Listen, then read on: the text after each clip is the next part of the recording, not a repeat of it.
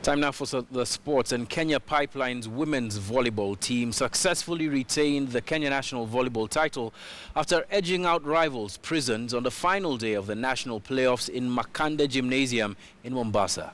In the men's finals, GSU reclaimed the title they last won in 2013 after emerging overall winners on points.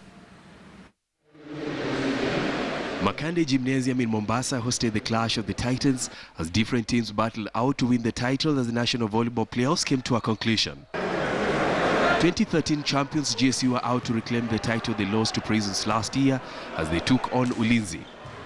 The servicemen were quick to make a statement as they took the first set 25-15 before stomping to victory in the second set with a 25-18 win. The soldiers, however, were not willing to be whipping boys as they grouped to win the third set to make matters 2-1.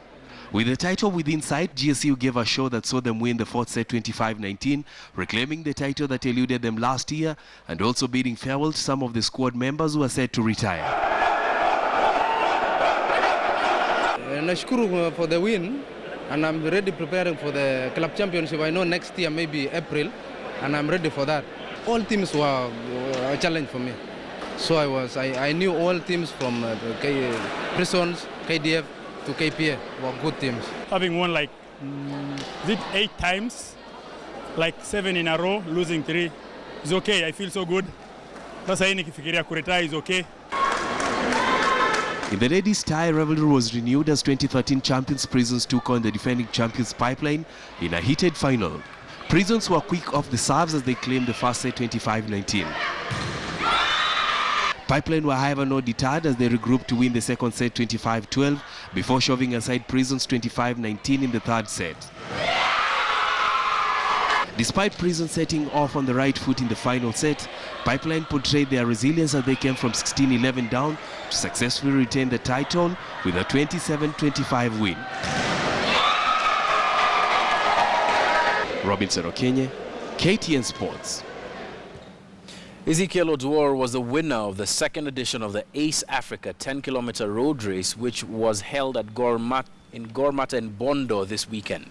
The race that was held at Godmatar Primary School saw Oduor, who is a construction worker in Siaya town, cross the tape in a time of 30 minutes and 50.18 seconds, ahead of Muhoroni-based Benson Onyango Koitara, who a few weeks ago finished 10th at the Nairobi Stanchart Marathon.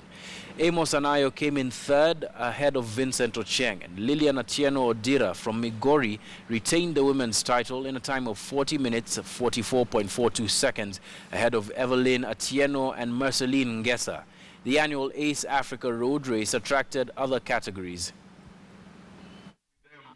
I can go for, in fact, next year, I want to go to Olympic. I want to qualify for Olympic. Tulianza si kwa mtu wa kwanza, nilikuwa wa mwisho huku.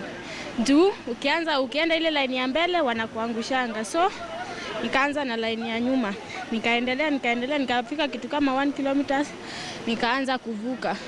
Sasa ndio nikaanza kupita watu ndio nilikuwa nangangana nifikie hata wanaume wenyewe, lakini sikuafika. Yes, sports and health go hand in hand in that if people do not live sedentary lifestyles, then they get so many diseases such as diabetes, heart disease, and so we want to build a culture where people start using sports regularly. Actually, the course was nice. What we have here, I think it is the best course. The one we had last year, I think, is not the best. We changed the course because of heavy rains.